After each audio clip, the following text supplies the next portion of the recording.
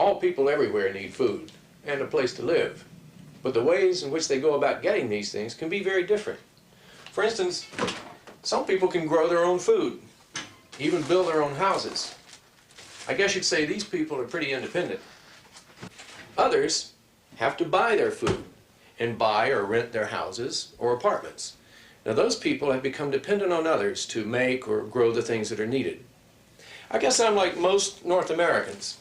I work at a job, so I'll have the money to pay others for food and shelter.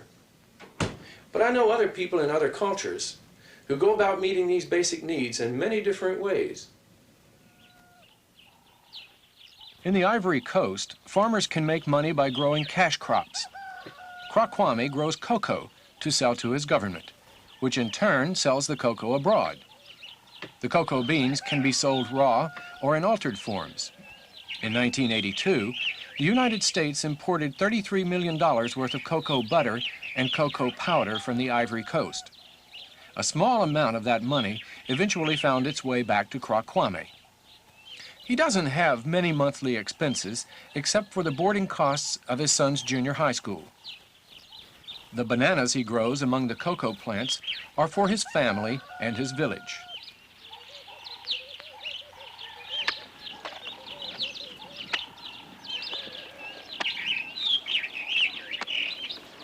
His most important family food crop is the yam. His people, the Baoul'e, introduced yams to the Ivory Coast 250 years ago. Now, most Baoul'e families depend on yams. They can be stored easily and eaten year-round. Yams are especially vital during the dry season, when few food crops will grow.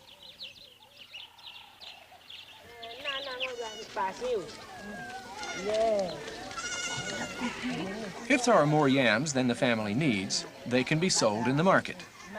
Kwame's daughter, Amwen, and her mother, Nzibla, are now going to take the half-hour walk to Mbayakro, to the market, to sell a few extra yams.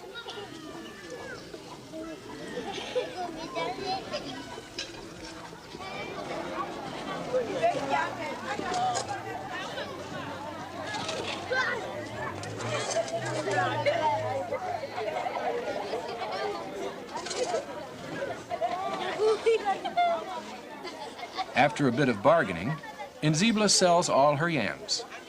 Now she has the money to buy some of the other things she needs.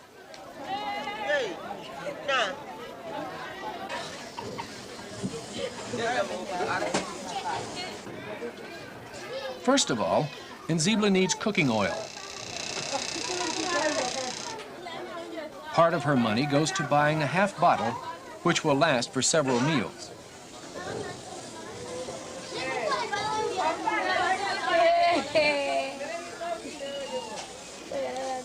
An onion or two will cost very little.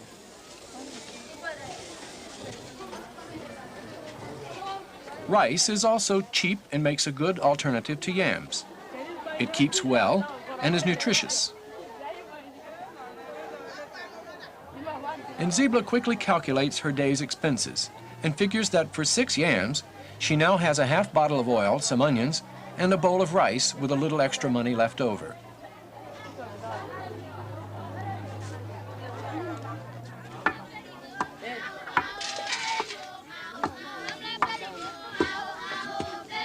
Preparing the family meal involves all of Nzibla's daughters, even the little ones. Yams must be cooked. The meat has to be cut up.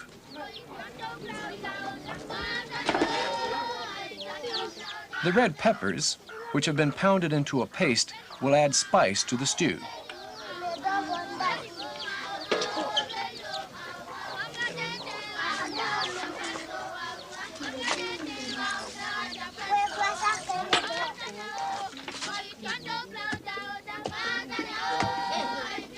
Pounding the cooked yams results in something a bit like mashed potatoes.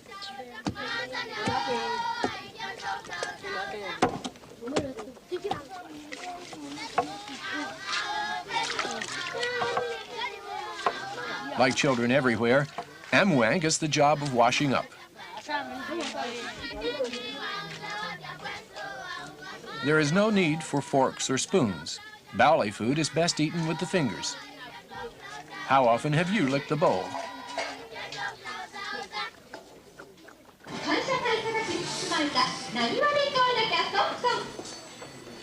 For the urban Japanese, meeting family needs means working at a job and making money. The Japanese have to buy most of the things that they need. The Naniwa Camera Discount Store is said to be the biggest in Japan. 6 floors of cameras, audiovisual equipment, telescopes, binoculars, photo studios, and even an art gallery.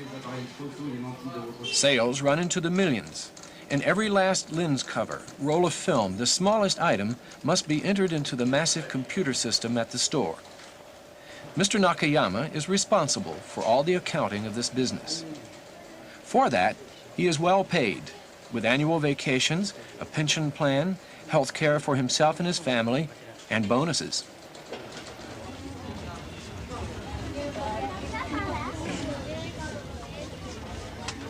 For Mr. Nakayama's son, Hiroaki, there is money to spend on his favorite hobby, model building.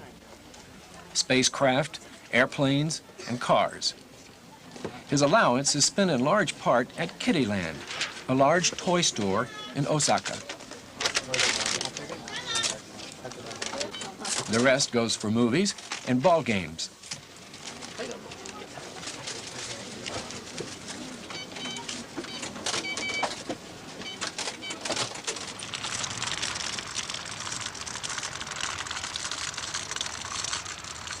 One of Hiroaki's responsibilities is helping his mother with the shopping.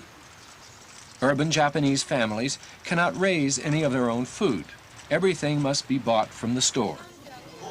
A Japanese supermarket is almost identical to an American one. You could fill your weekly grocery list at a Japanese supermarket.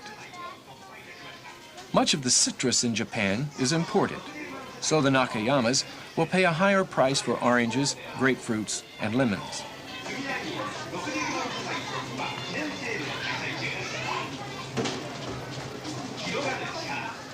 Grains, such as wheat and barley, are also imported. Virtually all food in Japan is imported to one degree or another. There is so little space for agriculture.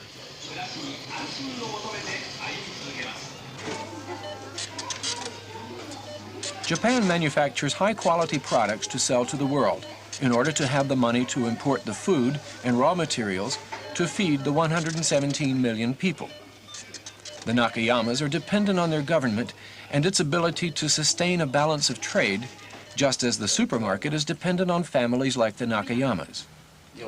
Within the Nakayama family, there is also a network of dependents and independents.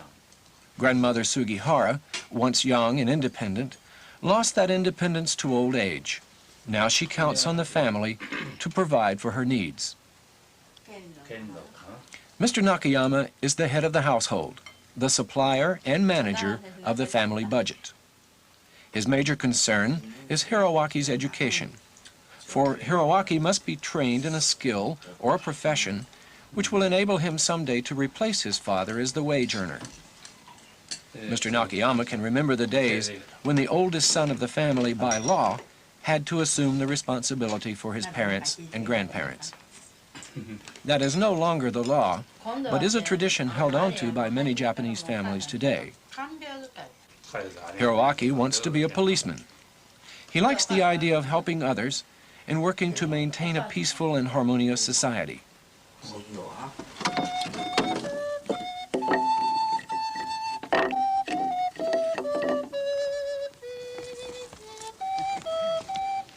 Among the most independent people of the world are the Tarahumara Indians of Mexico. What they need, they usually can make. Jesus Moreno needed a plow, so he made one, using the design, the materials, and methods used by his people for years. The only part he didn't make was the metal blade, and for that he traded a wooden axe handle which he had carved. With his burro, Jesus can turn a good acre of soil a day. He made the harness, the rope, everything but the chain. As far as his cornfield is concerned, Jesus depends only on good weather and enough rain to get by. Each year's corn harvest is put into this corn crib. Jesus made the corn crib to keep his ears of corn high and dry. Without it, he cannot feed his family through the winter.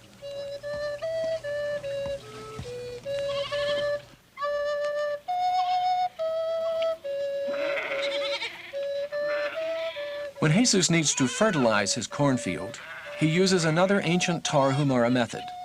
He builds a movable corral.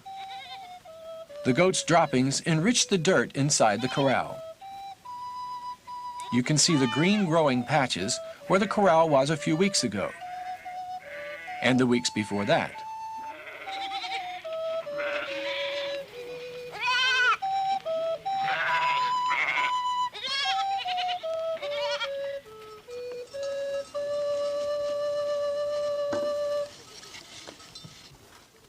Mrs. Moreno uses a handheld spinning wheel.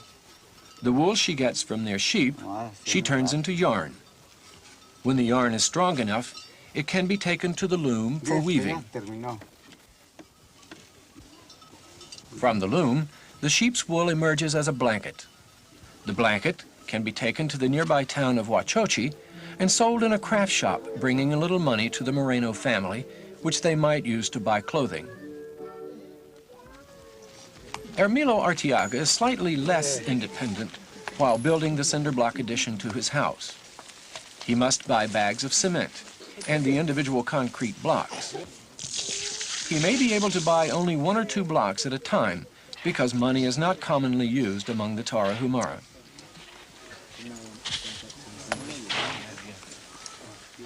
There is no rush, and friends and family are always willing to help in the construction. When it's finished, Hermilo will have a piece of work he can be proud of.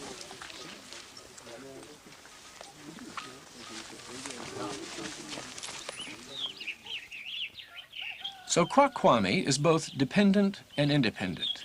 He gets some money from selling crops to his government. Most of the time, what he grows and builds are for his family. Most of the things used by the Nakayama family are made or grown by others. They must have money to buy these things.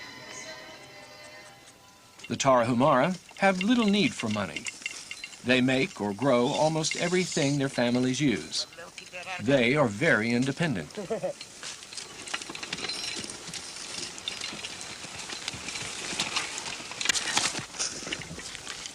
Red one.